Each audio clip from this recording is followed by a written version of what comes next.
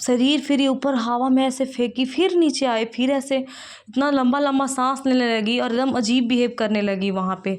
कुछ देर बाद देखें इसका हाथ पैर अजीब कर रहा, फिर वैसे ही पूरा हाथ पैर खुद ब खुद मुड़ गया। हम लोग डर गए और हाथ ऐसे की। उसके बाद इसको फिर बुरा सपना आया कि कोई मतलब भूत इसको ये कर दिया है। जिस लड़की में चलने की शक्ति नहीं थी वो सारे लोगों को धक्का देने लगी। ऐसे इसको खाने के लिए मिलता था तो नहीं खाती थी। देख रहे हैं इतना मतलब 3-3 4-4 आदमी का खाना अकेले खा जा रही थी। जय श्री राम दोस्तों, आप सभी का स्वागत है अक्षय वशिष्ठ चैनल पर।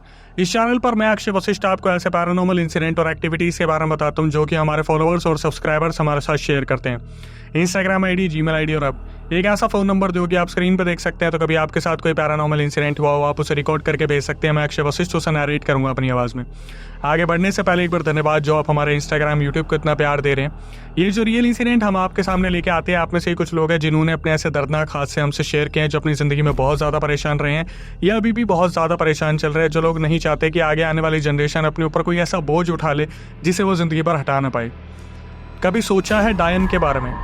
बिहार का नाम आए और डायन का जिक्र ना हो, क्या ऐसा हो सकता है?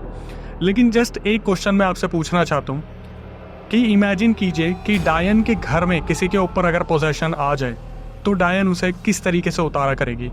क्या डायन उसे कैद करके रख लेगी या वो भी मजबूर हो सकती है कि किसी और के ऊपर उतारा कर दे? आज का पूरा रियल इंसिडेंट इसी चीज़ पर आधारित है।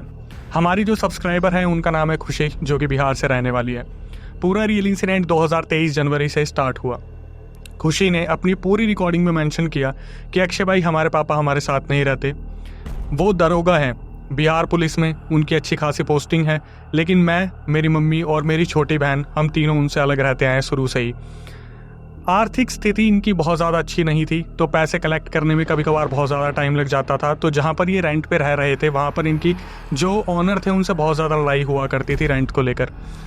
खुशी ने इस चीज़ को मेंशन किया है कि मैं इस चीज़ की गलती को मानती हूँ कि हम टाइम पर रेंट नहीं दे पाते थे, जिस वजह से हमारी लड़ाइयाँ होती थी। तो इनको जो ऑनर थे उन्होंने अल्टीमेटम दे दिया कि भाई आप लोग हमारे घर को खाली कर दीजिए, हम किसी और को रेंट पे दे देंगे। तो इन्होंने 2023 जनवरी में उस फ्लैट को खाली करा और ये एक नए फ्लैट में चले गए जहाँ का किराया कम था। इन्होंने साफ साफ मेंशन किया कि भाई शर्माने वाली कोई भी बात नहीं है, हम बिलो पॉवर्टी लाइन जो है पूरा परिवार आते हैं, लेकिन हम खुशियों के साथ जीते हैं। हम घर को घर बनाते हैं, हमें पैसों की उतनी ज़रूरत नहीं रहती, हम अपनी चीज़ों को बिल्कुल उसी तरीके से निभा लेते हैं जैसे रिश्ते निभाए जाते हैं। लेकिन फिर कुछ टाइम बाद इन्हें पैसे की अहमियत पता चलती है जब इनकी बहन के साथ यह हादसा होता है। इनकी जो छोटी बहन है वो एक स्कूल में पढ़ाया करती थी और घर में ट्यूशन्स दिया करती थी। दोपहर में वो जाया करती थी, तो अक्सर लोग बोलते थे कि बेटा दोपहर में बाल खुले करके मत जाया करो, कोशिश क्या करो कि ज़्यादा परफ्यूम मत लगाओ, कुछ भी ऐसी चीज़ें मत करो जिसकी वजह से तुम किसी भी चीज़ के घेरे में आ जाओ। 3-4 महीने उस घर में जिसमें ये नए शिफ्ट करे थे उसमें सब कुछ बहुत बेहतरीन तरीके से चल रहा था। ये 2 बहनें अपनी माँ को बहुत ज़्यादा प्यार करती थी। कभी कभार पापा से बात हो जाया करती थी, लेकिन पापा खर्चा नहीं भेजा करते थे। रहे होंगे कोई विवाद जिसके बीच में हमें अभी पढ़ना नहीं है बिल्कुल भी, तो हम इनके सीधा रियल इंसिडेंट को डिस्कस करते हैं। अब खुशी ने बताया कि भाई एक रात क्या हुआ, रात के 12 बज रहे थे और जो बहन थी छोटी वाली, जहाँ पर वो सो रही थी, अचानक से उसके चिल्लाने की आवाज़ आती है। ये माँ बेटी सीधा उठ के जाती है और उनके पास देखती हैं तो उनकी हालत बहुत ज़्यादा ख़राब थी। ऐसा लग रहा था उनका पूरा शरीर बुरी तरीके से मुड़ गया है, अकड़ गया है। ऐसा लग रहा था जैसे किसी एंटिटी ने उनके शरीर को बुरी तरीके से मोड़ दिया है। ये बहुत बुरी तरीके से परेशान हो जाते हैं, फटाफट से पास वाले सरकारी हॉस्पिटल में पहुंचते हैं। वहाँ पर पहुंचने के बाद इन्हें ग्लूकोज चढ़ता है। सुबह तक इनको ग्लूकोज चढ़ता रहता है। इनके शरीर में पानी की कमी बताई जाती है। इनकी नर्व्स में प्रॉब्लम बता दी जाती है कि इनकी नर्व्स में प्रॉब्लम है, जिनकी वजह से इनके हाथ पैर अकड़ जाते हैं बुरी तरीके से। सुबह होने पर ये अपनी छोटी बहन को अपने घर पर वापस ले आते हैं। इस दिन इनका खर्चा नहीं लगा था, लेकिन खर्चे का अनुमान इन्हें पता चल रहा था कि अगर यहीं पर ये किसी प्राइवेट हॉस्पिटल में चले जाते तो इनसे कितने रुपये ऐट लिए जाते। 2-3 दिन इसी तरीके से निकले। इनकी जो बहन थी बड़ी मुश्किल से स्टेबल हुई थी। एक रात फिर दोबारा 1 बजे इसी तरीके से उनको झटके पड़ने शुरू होते हैं, जहाँ पर फिर दोबारा उनके हाथ पैर बुरी तरीके से मुड़ने शुरू हो जाते हैं। इस बार ये अपना आपा खो चुके थे दोनों माँ बेटी, और इन्हें समझ नहीं आया कि 3-4 दिन पहले ही ऐसा लग रहा था कि इसके साथ कुछ हुआ है, फिर 3-4 दिन बाद दोबारा इनके साथ क्या हो गया। ये लोग फिर दोबारा हॉस्पिटल लेके पहुंचते हैं। हॉस्पिटल पहुंचने के बाद इनकी जो बहन है वो बुरी तरीके से रोने लगती है। ऐसा लगता है जैसे पूरा शरीर बहुत बुरी तरीके से दुख रहा है। वहाँ पर वो चिल्लाती हैं कि मुझे बचा लो। ऐसा लग रहा है जैसे मुझे कोई बहुत ज़्यादा पीट रहा है। बार बार शरीर में जो हलचल हो रही थी वहाँ पर सारे लोग देख के बहुत ज़्यादा हैरान थे। वहाँ पर जब डॉक्टर को आवाज़ लगाई जाती है तो डॉक्टर आके सीधा बोल देते हैं कि इनकी नर्व्स में प्रॉब्लम है, जिसकी वजह से इनके हाथ पैर अकड़ जाते हैं। वहाँ पर इनकी बहन 3-4 दिन एडमिट रही, फिर दोबारा इस सरकारी हॉस्पिटल में थे। 3-4 दिन बाद डिस्चार्ज होकर दोबारा घर पे आ जाते हैं। जो कामकाज था वो तो बिल्कुल छूट ही गया था, लेकिन उसके बावजूद ये लोग खुद को स्टेबल करने की पूरी कोशिश कर रहे थे। 2-3 महीने तक उसके बाद बिल्कुल सब कुछ स्टेबल रहा। ये रोज़ पूजा पाठ किया करती थी, बिल्कुल सही थी। लेकिन 2-3 महीने बाद खुशी ने बताया कि अक्षय भाई हमारे घर पे दोबारा बिजली गिरी। अचानक से बहन स्कूल से पढ़ा के आती है और ट्यूशन वाले बच्चों को पढ़ाना शुरू करती है। तो पता नहीं क्या हो जाता है, ऐसा लगता है जैसे बच्चों के साथ उनका जो बिहेवियर था छोटी बहन का वो बहुत ज़्यादा रूड हो जाता है। वो बच्चों को बेफालतू में पीटना शुरू कर देती है। बच्चे आके खुशी को और उनकी मम्मी को बताते हैं कि दीदी को पता नहीं क्या हो गया है, वो पता नहीं बेफालतू में क्यों गुस्सा हो रही है और बच्चों पे हाथ उठा रही है।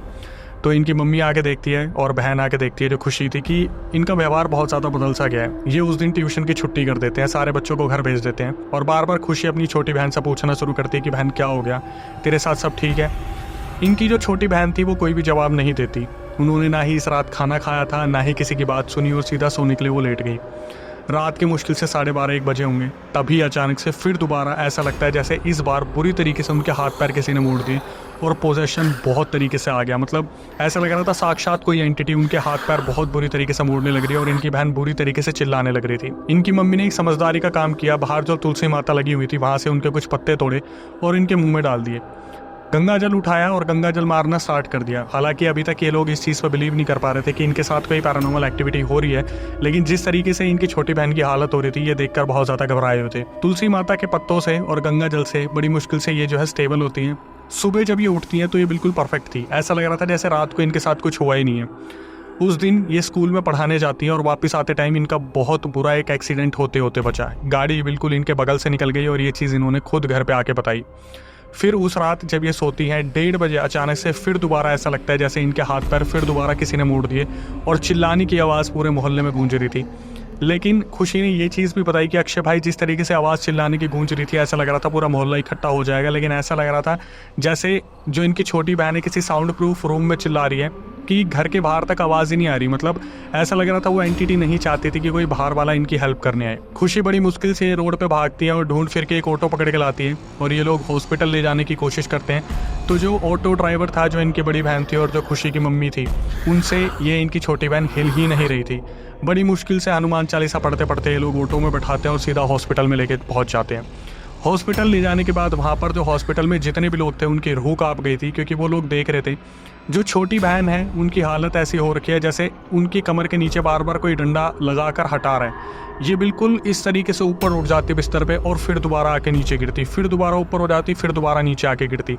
वहाँ पर जो नर्स थी वो इन्हें नींद का इंजेक्शन लगाने आई तो इन्होंने नर्स को खिंचा के लात मार दी और वहाँ पर जितने भी लोग इनकी बहन को रोकने आ रहे थे लगभग छोटी बहन ने सबको बुरी तरीके से पीटा। खुशी ये देखकर बहुत ज़्यादा डर गई थी और वहाँ के जितने भी पेशेंट थे उस हॉस्पिटल में, उस वार्ड रूम में, वो सब बाहर भागने लगे।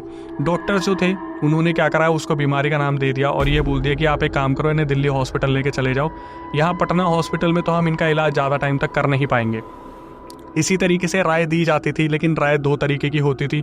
कोई कहता था कि इन्हें दिल्ली हॉस्पिटल लेके चले जाओ, लेकिन जितने भी पेशेंट वहाँ पर होते थे वो हमेशा यही बोलते थे कि आपकी बहन के ऊपर कुछ ऊपरी आया है और इसी तरीके से ऊपरी चीज़ें चलती रही तो आपकी बहन ज़्यादा टाइम तक बचेगी भी नहीं। अब इसके बाद क्या हुआ, जो डॉक्टर्स थे जो बार बार बोल रहे थे कि दिल्ली ले जाओ, दिल्ली ले जाओ, दिल्ली ले जाने वाली इनकी हालत नहीं थी। पटना हॉस्पिटल में, सरकारी हॉस्पिटल में उन लोगों को पैसे खिलाए गए। 20,000 रुपये इन लोगों ने दिए, जहाँ पर खर्चा बताया गया कि इनका 20,000 रुपये खर्चा आएगा, जहाँ पर इनको ठीक किया जाएगा। 4 से 5 दिन उस हॉस्पिटल में इनकी छोटी बहन को रखा गया, खुशी को। बार बार ऐसा ही होता कि जब भी कोई नर्स वहाँ पर दवाई देने आती तो सीधे इनकी बहन दवाई उछाल देती है, नर्स को पीटना शुरू कर देती।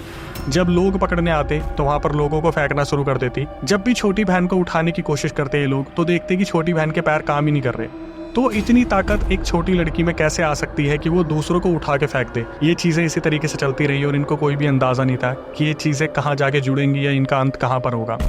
ये सारी चीज़ें सामने बैठे एक इंसान देख रहे थे और खुशी के अकॉर्डिंग वो कोई भगवान के फरिश्ते थे। वो अचानक से इनकी बहन के पास आते हैं और इनकी बहन को ऊपर से नीचे देखते हैं और उनकी पैरों की तरफ देखने लगते हैं। जो छोटी बहन थी वो इंसान खुशी को और उनकी मम्मी को बोलते कि देखो इसका इलाज यहाँ पर नहीं है। मैं 3-4 दिन से इस बच्ची को देख रहा हूँ, मेरे भी रिलेटिव यहाँ पे एडमिट हो रखे हैं, लेकिन मेरी नज़र 24 घंटे इसी लड़की पे रहती है। मैं लिखित में दे सकता हूँ कि आपकी जो लड़की है उसके ऊपर कोई ना कोई ऊपरी हवा आ रखी है, मतलब कोई ना कोई एंटिटी आ रखी है जिसकी वजह से आपकी बच्ची इतनी ज़्यादा परेशान हो रही है। तो उनसे पूछा जाता है, जो इंसान आए थे, कि आप बताइए कि हम क्या कर सकते हैं। तो वो जो सामने से इंसान आए थे वो बोलते हैं कि ऐसा है कि मेरी जो सासू माँ है वो इन सब चीज़ों का उतारा करती हैं, उनको सिद्धि है, देवता उन पे आते हैं और वो भूत प्रेत हटाने का ही काम करती हैं। ये जो लोग थे ये बस एक उम्मीद की नज़रों से देख रहे थे कि इनकी छोटी बच्ची सही हो जाए। खुशी अपनी बहन को ठीक होता देखना चाहती थी, लेकिन वहाँ पर भी जब वो इंसान सामने आए थे तो वो बिल्कुल ऐसे हरकत कर रही थी जैसे वो उस इंसान को भी पकड़ के खाना चाहती है। बार बार दांतों को इस तरीके से रोंदना, जीभ को बार बार निकाल के अपने दांतों के बीच में पीसना, ये सारी हरकतें बहुत आम हो गई थी। अब वो जो इंसान थे वो बोलते हैं कि ऐसा है, मुझे अपनी सासू माँ से बात करनी पड़ेगी और देखना पड़ेगा कि वो किन दिनों में अवेलेबल हैं, क्योंकि उनकी साधना भी चलती है, वो दूसरे जो है मरीज़ उन्हें भी देखते हैं। तो ये लोग उनके हाथ पैर जोड़ने लगते हैं और बोलते हैं कि जितनी जल्दी हो सके आप अपनी सासू माँ से बात कीजिए, अगर ये इसी तरीके से चलता रहा तो ये हमें हॉस्पिटल से बाहर निकाल देंगे। तो जब सासू माँ से कॉल कनेक्ट होता है तो ये जो सामने खड़े इंसान थे बताते हैं खुशी की छोटी बहन के बारे में कि ये जो लड़की है ये बेड पे उठ रही है, अपने आप को दे के मार रही है और बार बार ऐसा लग रहा है कि बुरी तरीके से पोजेस हो रखी है। तो जो सासू माँ थी वो अचानक से बोलती है कि मैं समझ पा रही हूँ, मुझे ये महसूस हो रहा है कि जब तुम कॉल पर बात कर रहे हो तो कोई नेगेटिव एंटिटी तुम्हारे आसपास है और वो कोई छोटी मोटी एंटिटी नहीं है। सासू माँ बोलती है कि आगे पीछे कोई वाटर टैप होगा, उसमें से एक गिलास पानी भरो और फ़ोन को उस ग्लास के पास लेके जाओ। इसी तरीके से होता है, वो जो इंसान होते हैं वो पास के वाटर टैप के पास जाते हैं और वहाँ पर एक ग्लास में पानी भरते हैं और वो जो फ़ोन का स्पीकर होता है उसे बिल्कुल पानी के पास लगा देते हैं। तो वहाँ से जो सासू माँ थी वो कुछ मंत्र पढ़ना शुरू करती है उस पानी में और बोलती है फ़ोन पे कि अभी एक काम करो, ये पानी इनके ऊपर डाल दो और ये बिल्कुल शांत हो जाएगी। इसके बाद मैं बताऊँगी 3-4 दिन बाद क्या करना है, क्योंकि 3-4 दिन तक मेरे पास बिल्कुल भी टाइम नहीं है। ऐसा ही होता है, वो जो इंसान थे वो आते हैं और जिस तरीके से वो छोटी बहन को देखते हैं ऐसा लग रहा था छोटी बहन के अंदर जो एंटिटी है उसको पहले ही पता लग गया था कि उसके ऊपर कोई बहुत बड़ा वार होने वाला है। वो बुरी तरीके से बेकाबू हो गई जब सब वहाँ पर उस लड़की को पकड़ते हैं, खुशी की बहन को, और वो जो इंसान थे वो पानी मारते हैं। तो खुशी की बहन इस तरीके से वहाँ पर लेट गई, इस तरीके से वहाँ पर सो गई जैसे कोई छोटी बच्ची 2-4 साल की जिसने अपनी नींद कितने अरसे से पूरी नहीं की और वो नींद के लिए आराम कर रही है। ये चीज़ देखने के बाद सब बहुत ज़्यादा अचंभे में आ गए कि ये चीज़ कैसे पॉसिबल हो सकती है। जो लड़की पिछले 2-3 महीने 4 महीने से इस तरीके की हरकतें कर रही है वो पानी मारने पे कैसे शांत हो सकती है। लेकिन जब सब ये सारी चीज़ें सोच रहे थे ये नहीं पता था कि उसके अंदर के एंटिटी को नया जाल बुन रही है। अब हॉस्पिटल वालों ने ये सारी चीज़ें देखकर हाथ खड़े कर दिए कि हम और अपने हॉस्पिटल में इनको नहीं रख पाएंगे, आप अंधविश्वास फैला रहे हो। तो फटाफट से ये चीज़ बोल दी गई कि आप एक काम करो, इनको जहाँ भी डिस्चार्ज करवा के लेके जाना है आप ले जाओ, लेकिन हमारे हॉस्पिटल में ये सब ढोंग मत करो। दूसरे लोग यही सोचेंगे कि उनके साथ कोई ना कोई मानसिक संतुलन की दिक्कत है। आप लोग हमारे हॉस्पिटल में ये फालतू की चीज़ें करना बंद करो। और सीधा सीधा उस बच्ची के नाम के पर्ची काट दी जाती है कि इसे डिस्चार्ज दे दिया गया है। अब इनकी जो मम्मी थी वो सोच में पड़ गई कि कहाँ ले जाया जाए। तो फटाफट से जो खुशी थी वो फ़ोन मिलाती है इधर उधर और पता चलता है कि पटना में मेन सिटी के आसपास, हॉस्पिटल के आसपास इनके एक रिलेटिव रहते हैं जहाँ पर जीजू और भाभी इनके रह रहे हैं। तो ये लोग फ़ोन मिलाते हैं जीजू भाभी के पास और वो बड़े प्यारे दिल से स्वागत करते हैं कि आप हमारे घर पे आइए, लेकिन ये फिर भी दिक्कत नहीं बताते कि छोटी बहन के साथ ये दिक्कत है। ये यही हाईलाइट करते हैं कि उनकी नर्व्स में दिक्कत है और कोई ना कोई दिक्कत होने की वजह से हॉस्पिटल वाले दिल्ली रेफ़र कर रहे हैं, लेकिन अपने पास रख नहीं रहे।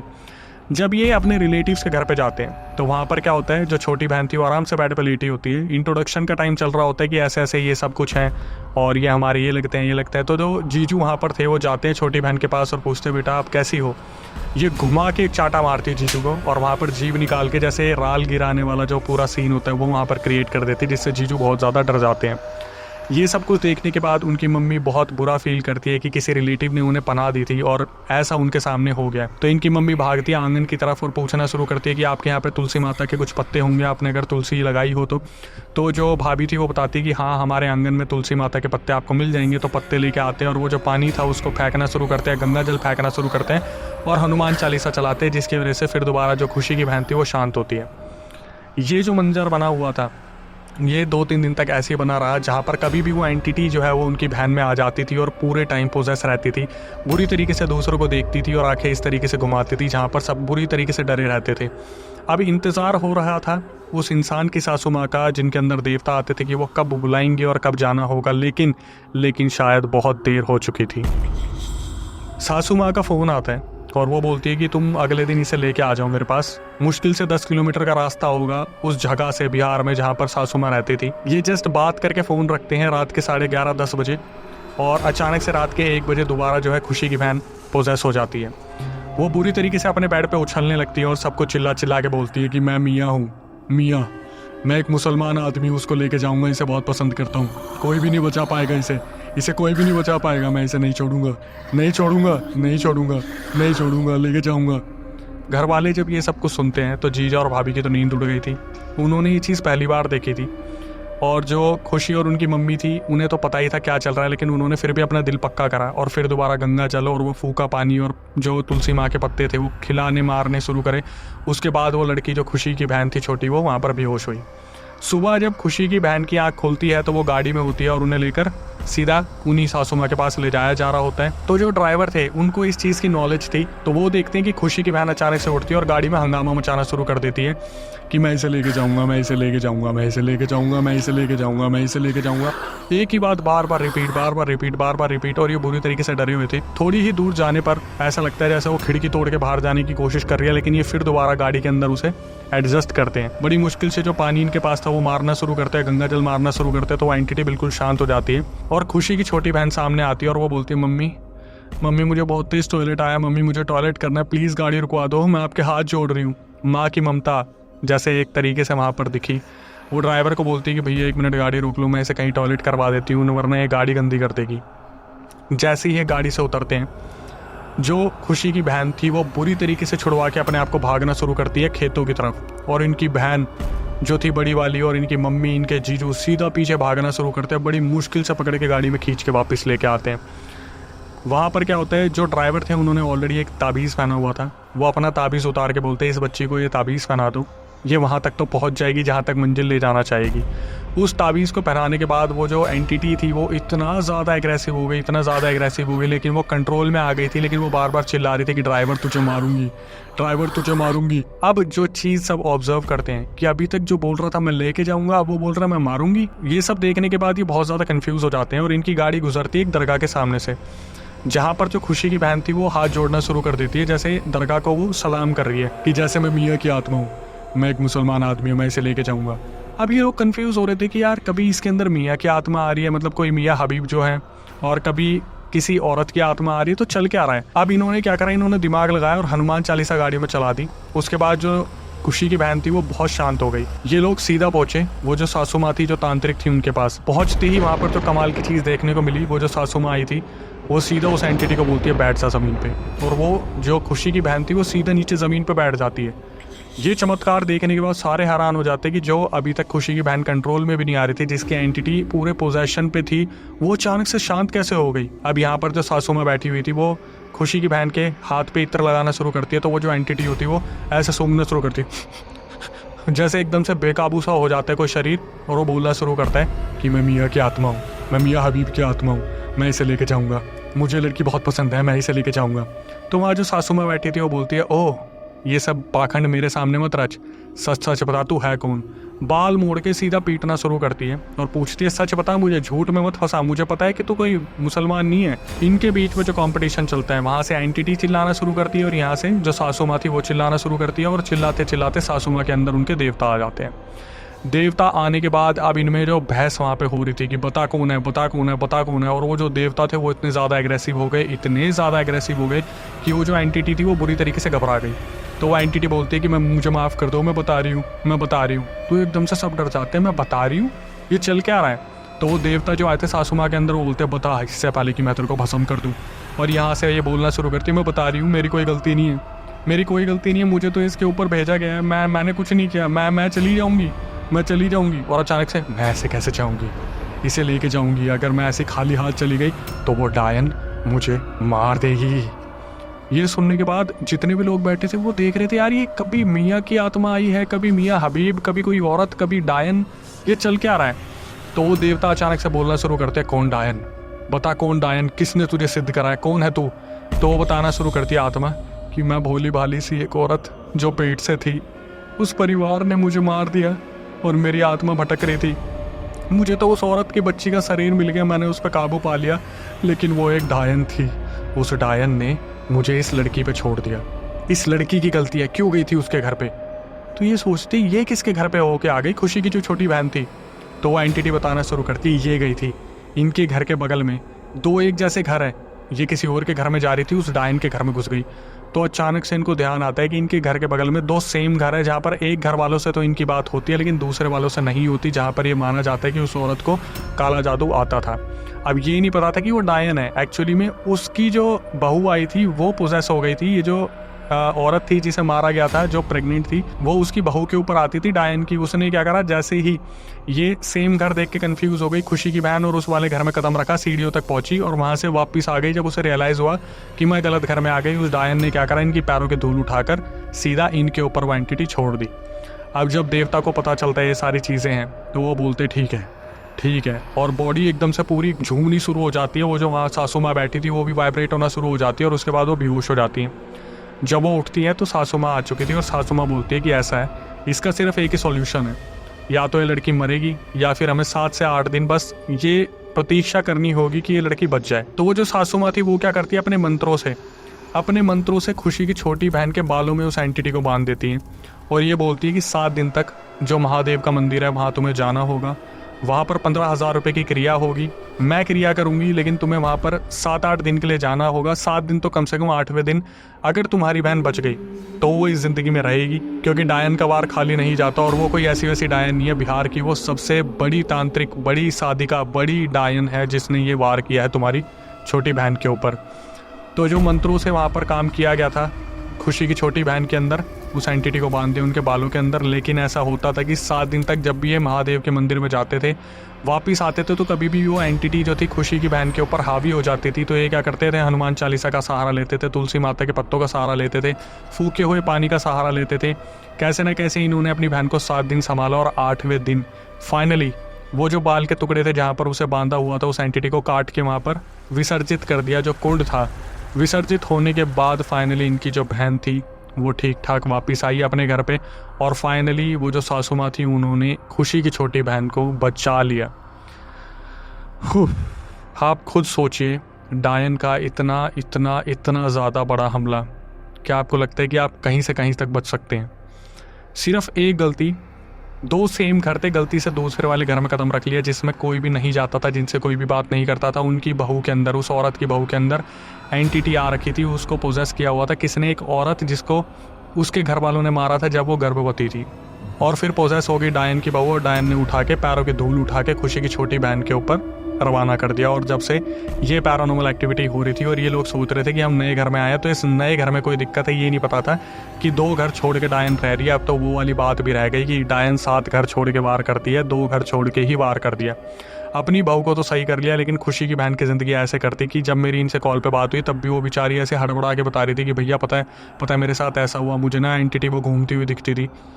आप खुद इमेजिन कीजिए, पता नहीं कितनों के घर पे आप जाते हैं, कहीं आप भी किसी डायन से मिल गए या किसी से आपकी मुलाकात हो गई, तो आपको क्या लगता है, आपके साथ क्या हो? कमेंट सेक्शन में ज़रूर बताना, और ये ज़रूर बताना कि इस वीडियो को देखते वक्त क्या आपको लगता है कि डायन आपको सुन पा रही है, क्योंकि ऐसी कहावतें बहुत आती है कि जब भी आप डायन का जिक्र छेड़ते हैं तो डायन आपको सुन सकती है। खैर, ऐसे रियल इंसिडेंट के बाद हमारी आपसे क्या रिक्वेस्ट होती है कि जिस तरीके से हम सब्सक्राइबर से कनेक्ट होते हैं, बस हमारी आपसे यही रिक्वेस्ट होती है कि भाई चैनल को सब्सक्राइब कर लो, बेल नोटिफिकेशन ऑन कर लो और इस वीडियो को भेज दो उन लोगों तक जो लोग ऐसे ही किसी के भी घर में घुस जाते हैं नए नए कुड़ुंबे बनाने के लिए और फिर दिक्कतें होती हैं उन्हें बाद में, तो शायद उनकी आंखें खुल जाए या दूसरों के घरों से खाना बंद कर दे, उठना बैठना थोड़ा कम कर दें।